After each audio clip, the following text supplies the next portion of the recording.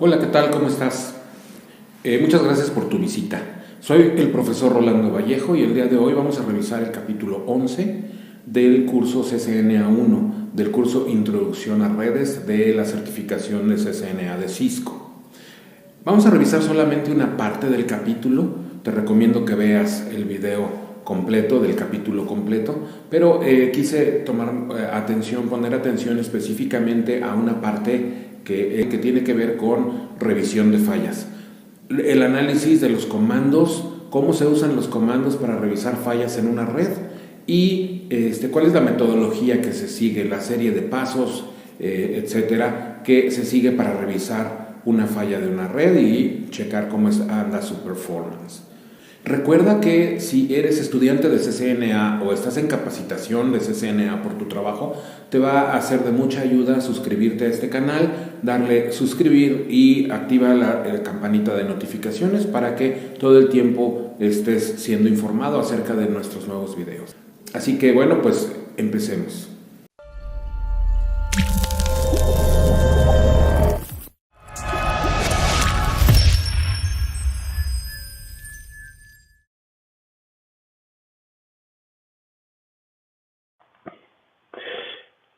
Bien, pues para empezar este puente, el primer comando que tenemos que revisar es el comando de traceroute extendido. Para explicar bueno, pues yo quisiera primero dar un poco de contexto. Si ustedes recuerdan, en algún capítulo anterior vimos el comando de ping y también vimos el ping extendido. El ping por sí solo, pues en cualquier sistema operativo tiene diferentes parámetros por default, como por ejemplo el número de paquetes, el timeout, no sé, el tamaño del paquete y muchas otras cosas. Y con el ping extendido lo que hacemos es variar esos parámetros. ¿Para qué? Pues para a lo mejor saturar un enlace o para que el ping se quede indefinidamente eh, ejecutándose, etcétera. Igual que en el ping extendido, el traceroute también tiene su versión de extendido, en donde pues nosotros cuando tecleamos traceroute normal y la dirección de destino, este traceroute se ejecuta con ciertos parámetros y valores por defecto. Pero esos parámetros y valores por defecto los podemos modificar. Por otro lado, otra parte para dar el contexto, hay que recordar que el comando traceroute me sirve, es muy valioso y me sirve principalmente para verificar por qué caminos están yendo los paquetes, dado que va anotando cada uno de los saltos de router que un paquete da. Cada vez que el router brinca cada vez que el paquete brinca un router, se va registrando qué router va brincando. Y esto pues simplemente me sirve para ver si el paquete se está yendo por donde yo quiero que se vaya o para ver en dónde se está atorando si es que el paquete no está llegando a su destino. Obviamente pues el traceroute es una de las herramientas más útiles para hacer revisión de fallas y pues el tener un dominio completo del traceroute, nosotros podemos cambiar esos parámetros, ¿no? Hay que recordar que si queremos abortar un ping o un traceroute o una búsqueda de DNS o cualquier otra cosa en el iOS, simple y sencillamente lo que tenemos que hacer es teclear Control-Shift-6 para terminar o abortar la ejecución del comando. Bien, pues para que utilicemos el traceroute extendido, simplemente lo único que tenemos que hacer es teclear traceroute y enter. En lugar de teclear traceroute y la dirección de destino, simplemente traceroute y enter, igual como le hacemos con el ping extendido. Y entonces el sistema operativo nos va a empezar a preguntar los parámetros que queremos y de hecho nos va a dar entre paréntesis cuadrados, nos va a dar los valores por default que sugiere el comando, y si simplemente le damos enter, entonces esos parámetros por default son los que van a ser tomados. Si no, nosotros le contestamos con el nuevo parámetro que queremos utilizar. Pues la primera pregunta que nos hace es protocolo, si es para IP, por defecto es IP versión 4, pero aquí nosotros le podemos decir IPv6 o cualquier otro protocolo enrutado que esté activo en el router y que además haya sido configurado para ser utilizado, ¿no? Después, la dirección de destino, nos va a preguntar la dirección de destino del destino que queremos checar para conocer cuál es el camino hacia ese destino.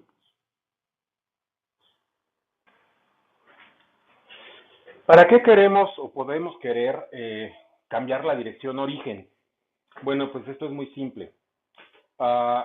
Nosotros no podemos poner cualquier dirección origen, la que sea, no, sino tenemos que poner alguna dirección origen de las que están configuradas en las interfaces del router. Por defecto, cuando yo hago un traceroute, si no indico dirección de origen, la que va a utilizar es la dirección que tiene la interfase por donde va a salir el traceroute. Pero yo puedo querer cambiar esa dirección y ponerle otra de las direcciones que tengo en las interfaces del router, y esto es con una finalidad muy simple.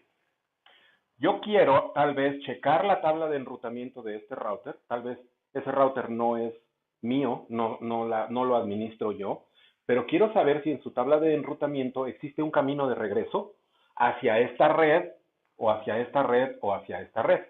Entonces, cuando el traceroute extendido me pregunta la dirección IP de origen, entonces yo puedo elegir, por ejemplo, esta o esta para averiguar si el router sabe, este router, sabe el camino de regreso hacia esas redes.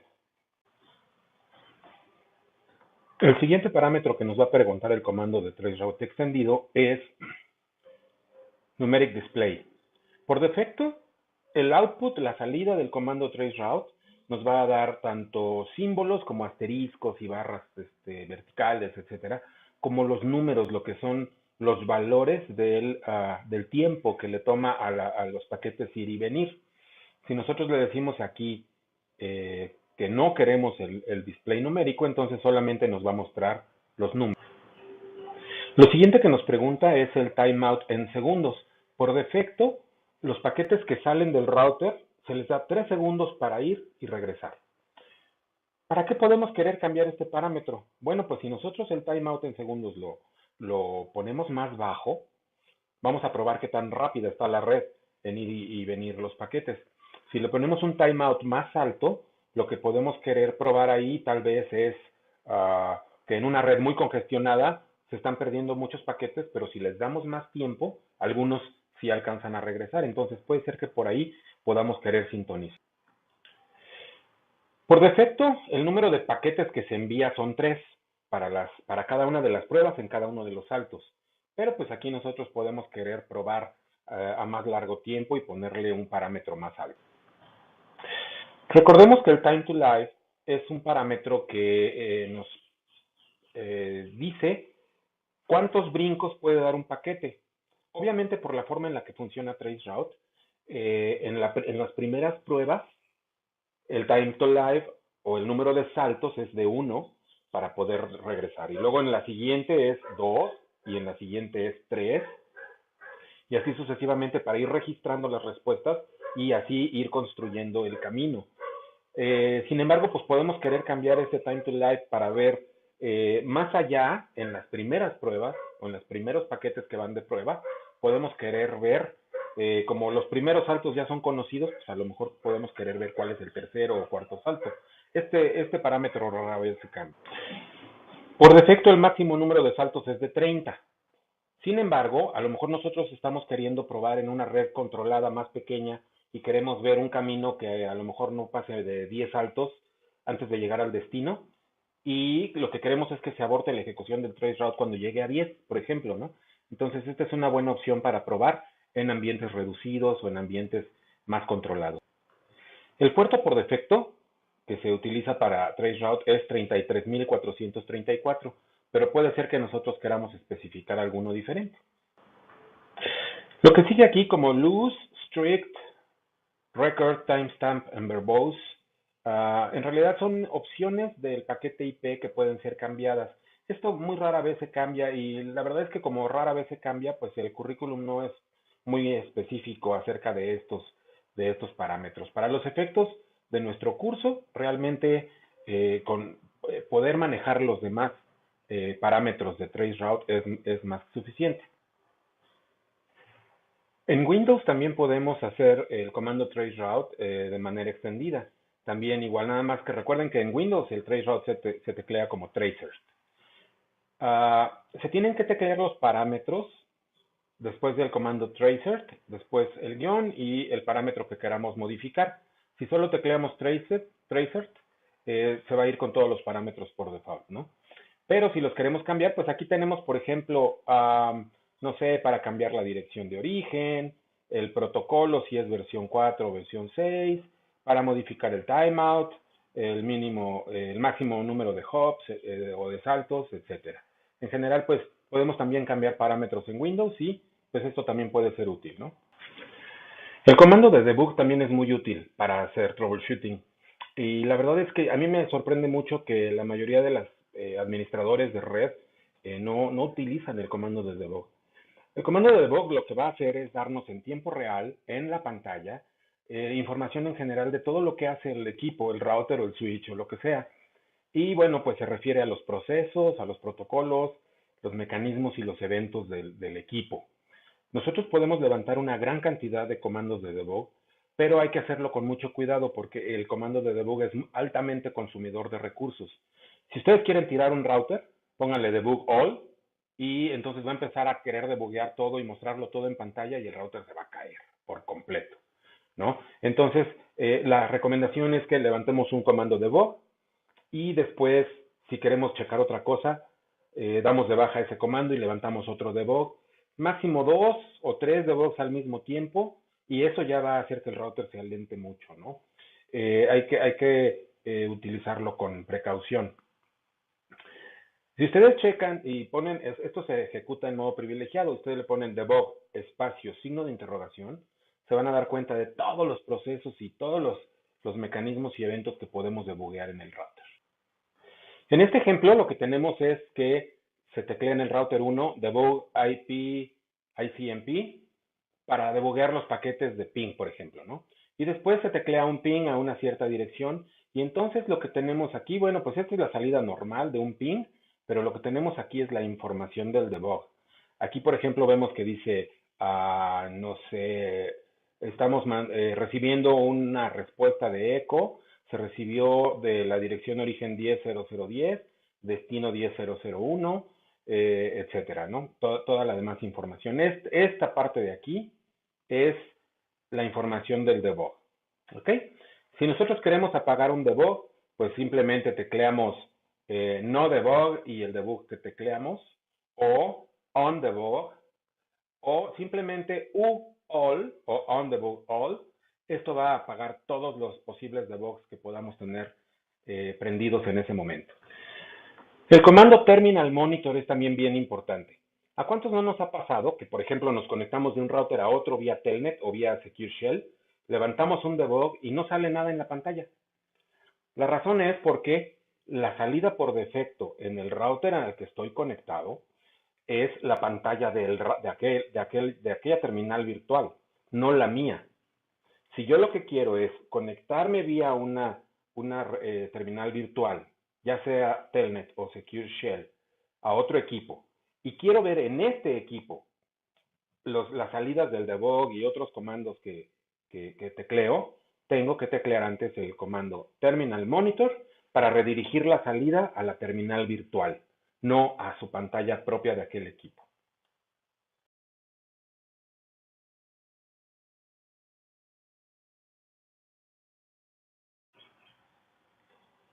Bueno, ya en la sección 1.2, que es acerca de la revisión de fallas en la red, eh, Cisco quiere que sepamos que existen algunas técnicas para revisión de fallas. Y en general, pues nos proponen una metodología básica en donde pues se tienen que ejecutar 6 pasos. El primer paso, desde luego, pues será identificar el problema. Ah, obviamente, pues podríamos nosotros llegar a equivocarnos a la hora de estar revisando una falla al creer que la fuente del problema es una, cuando en realidad es otra. Identificar el problema en muchas ocasiones es la parte más crítica porque en ocasiones pues necesitamos identificar en cuál capa del modelo OSI se encuentra la falla, ¿no? Si se trata de un cable que está haciendo un falso contacto o se trata de un filtro o un protocolo mal configurado. Entonces, esta es una parte muy crítica, ¿no? Aquí, pues desde luego se utilizan diferentes herramientas y técnicas para identificar el problema. Nos dice Cisco que en ocasiones es bueno o es muy útil el tener una conversación con los usuarios para ver qué es lo que está ocurriendo, aunque en realidad pues en muchas ocasiones los usuarios son administradores o son de otra rama y en ocasiones no nos van a ser de mucha ayuda. Sin embargo, eso es algo que no podemos obviar, es algo que tenemos que ejecutar preguntas a los usuarios. El paso 2 sería establecer una teoría de causas probables. ¿Cuál sería la causa que nos está originando el problema, ¿no? Esto, pues desde luego a nivel de teoría no podemos todavía corroborar qué es lo que está ocurriendo, pero al menos pues ya estamos formulando una teoría. En muchas ocasiones puede resultar más de una teoría o más de una probable causa. Una vez que hemos establecido una teoría de posibles causas, pues lo que sigue sería probar esa teoría, ¿no? En ocasiones, pues algunas cuantas herramientas como ping, como trace, etcétera, nos pueden dar cierta luz acerca de lo que está ocurriendo. Entonces, en este paso, pues simplemente se hacen algunas pruebas rápidas para verificar si nuestra teoría es correcta. Como siguiente paso, pues deberíamos establecer un plan de acción y este plan de acción debe de incluir ya acciones que tenemos que implementar para resolver el problema. Y de hecho en este paso también está la implementación de la solución que nosotros hemos determinado que va a resolver el problema. Una vez que hicimos la implementación de la solución, tenemos que verificar que el sistema esté funcionando bien. Y al decir sistema, desde luego nos referimos a la red, ¿no? En general. Verificar que el sistema esté funcionando y una vez que esto ocurre y que ya vemos que ya todo está funcionando, entonces tenemos que establecer medidas preventivas para que lo que ocurrió no vuelva a suceder. Finalmente, pues la fuente más importante para futuros casos es la documentación. El problema que se presentó, cómo lo solucionamos, lo tenemos que documentar. ¿Por qué? Pues porque este problema puede presentarse posteriormente y otras personas pueden consultar esa documentación para ver cómo resolviste el problema y que ellos también puedan implementar una solución similar a la que tú implementaste. Sea lo que sea que hagamos para revisar una falla, tiene que ser un proceso ordenado. Mi recomendación personal es que cuando tratemos de implementar una solución, no hagamos cambios a más de una variable. ¿Qué quiere decir esto? Bueno, pues a lo mejor me meto a la interfase y le doy no shutdown y al mismo tiempo voy y, no sé, cambio la dirección IP de otra interfaz. Y si eso resuelve el problema, no voy a saber cuál de las dos acciones que yo hice fue la que resolvió el problema. Entonces, siempre tiene que irse revisando paso por paso, hacer una implementación de solución y revisar, otra implementación y revisar, así a prueba y error, pero de manera que solamente una de las variables sean modificadas. Por otro lado, sea cual sea la metodología que escojamos para resolver el problema, siempre debe de ser un proceso ordenado. Por ejemplo, ustedes pueden elegir revisar capa 1 primero, cables, etcétera, capa 2, protocolos, capa 3, direcciones IP, enrutamiento, capa 4, puertos, etcétera. O pueden hacerlo al revés si ustedes quieren, a lo mejor empezar por la capa de aplicación, irse hacia las capas inferiores, pero siempre de una forma ordenada. Realmente la metodología que utilicemos no tiene que ser como una camisa de fuerza, es la que ustedes elijan, pero de manera ordenada para que nos dé más luz acerca de lo que está ocurriendo. Ahora, los problemas pueden resolverse o pueden no resolverse. Cuando no se resuelven, se tienen que escalar a un nivel superior de soporte, personas más experimentadas o con más años de experiencia. Sin embargo, debemos saber que muchas empresas tienen ciertas políticas acerca de cuánto tiempo vas a invertir en resolver un problema y hasta cuándo vas a tener que o poder escalarlo al siguiente nivel. Eso normalmente nos lo indica la política de la compañía y pues tenemos que apegarnos a esas políticas, ¿no? Bueno, pues para verificar o monitorear una solución, tenemos a la mano ciertos comandos como el ping, como el traceroute, como el show o todas las variantes de show. Y bueno, pues principalmente que los usuarios tengan acceso a la información que están buscando o que tengan salida a internet, etcétera, ¿no? Pero es muy importante que una vez que apliquemos una solución, pues tengamos la oportunidad de verificar y monitorear, porque a lo mejor de pronto, en muchas ocasiones las fallas son intermitentes, ¿no? Y puede ser que de pronto funcionó un ping y creemos que ya todo está resuelto. No, tenemos que monitorearlo porque tal vez en 2 minutos se vuelve a caer la red o vuelven a suceder los mismos problemas y eso significará que no tomamos las medidas preventivas necesarias para que el problema no vuelva a suceder. Muy frecuentemente tendremos que utilizar el comando show IP interfaces brief para verificar qué direcciones IP tienen las interfaces y sobre todo que estén arriba. Up and up en show interfaces, por ejemplo, significa que tenemos capa 1 y que tenemos capa 2, que al menos por cuestiones físicas no tenemos ningún problema, ¿no? El Show IP Interface Brief principalmente nos da luz acerca de las direcciones IP, si las interfaces están levantadas o no, su estatus, etcétera, y si tenemos algún problema de capa 2. Cuando tenemos Protocol Down, típicamente tenemos algún problema de capa de enlace de datos. Entre los problemas comunes es cuando tenemos conexiones de tipo Ethernet entre routers y switches, entre computadoras o entre switches y computadoras. Y típicamente estos problemas ocurren por la parte duplex. Duplex, full duplex o half duplex significa con full duplex que podemos enviar y recibir información al mismo tiempo. Y con half duplex es solamente envío o recepción al mismo tiempo. No podemos tener ambas cosas. El problema con esta falla es que normalmente si nosotros tenemos a un equipo que está configurado en full duplex y otro equipo que está configurado en half duplex, la comunicación va a existir. O sea, sí se van a poder comunicar, pero en muchas ocasiones el enlace se cae y se vuelve a levantar y se vuelve a caer. Entonces son fallas intermitentes que son las más difíciles de localizar, las fallas intermitentes, y típicamente pues ocurren cuando tenemos configurado de manera manual de un lado full duplex y del otro lado half duplex. La configuración por defecto de las interfaces de tipo Ethernet Giga, Fast Ethernet, es que se autonegocie.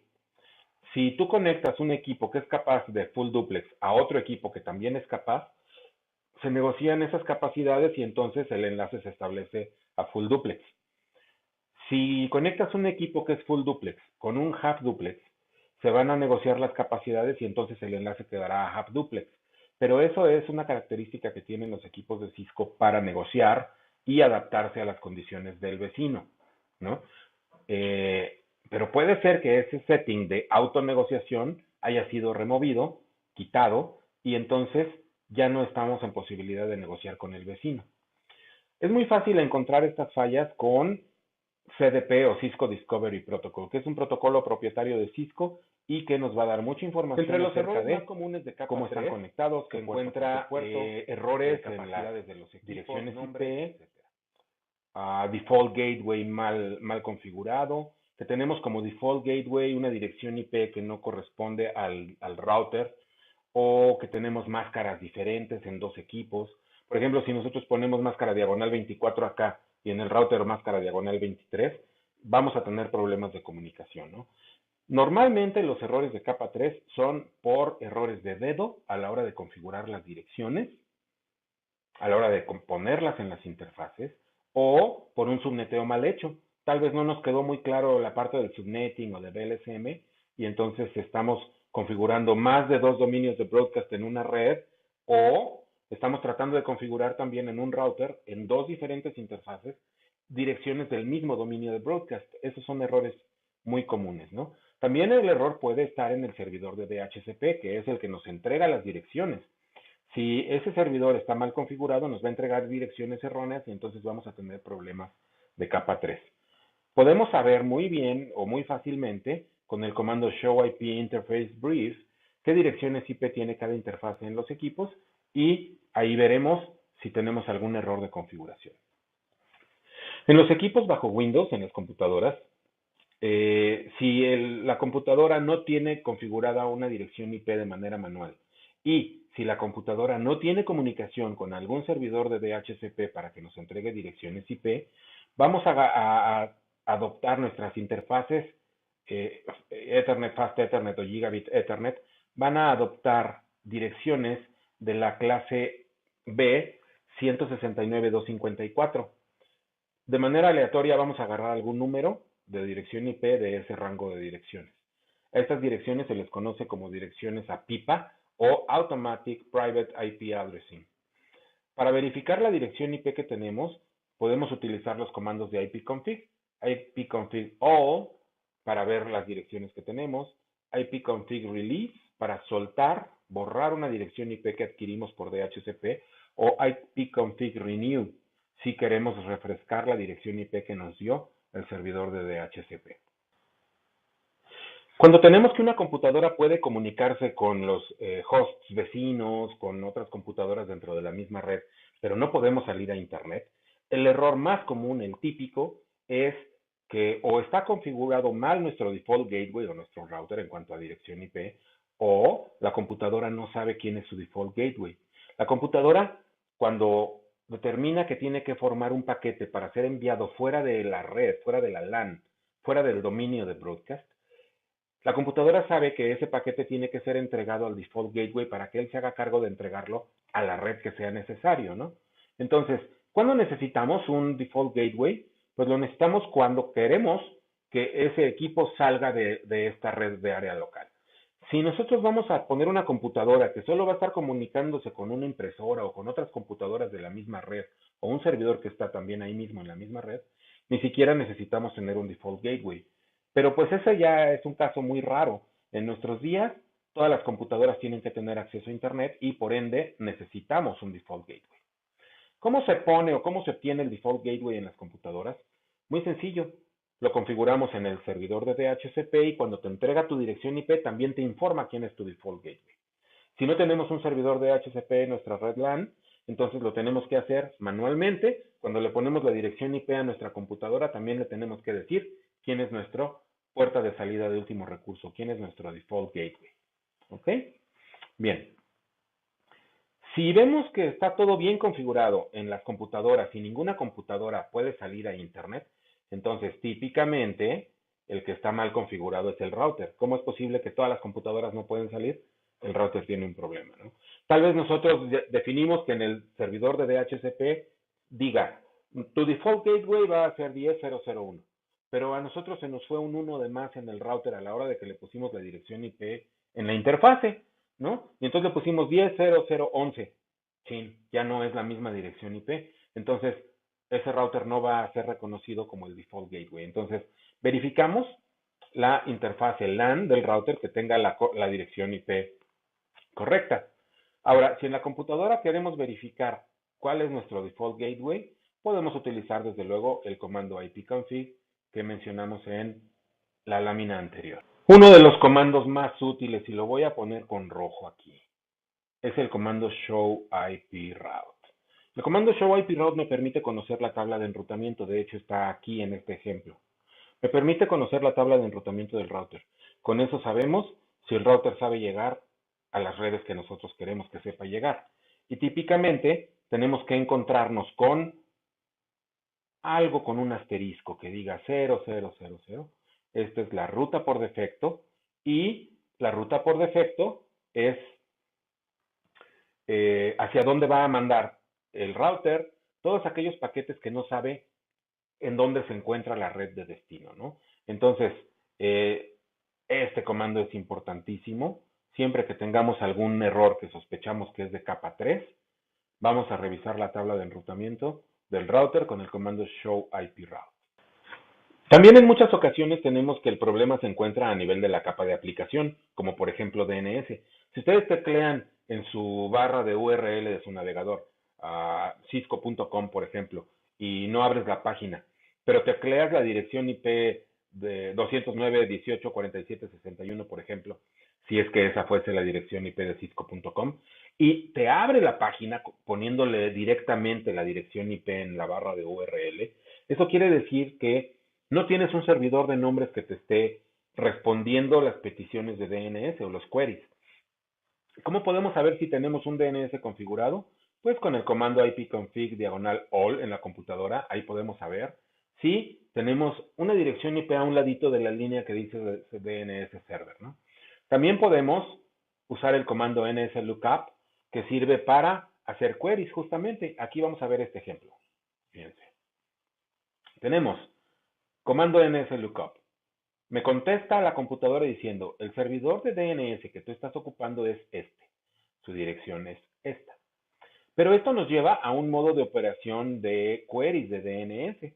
Aquí yo tecleo cisco.com para preguntar cuál es la dirección IP de ese server, y el server que me contesta es el mismo, y la dirección IP del server que me contesta es esta, y me responde a mi query, ¿no? Y me dice, cisco.com es esta dirección IP de IPv6 o esta dirección IP de IPv4. Perdón, hace rato dije mal.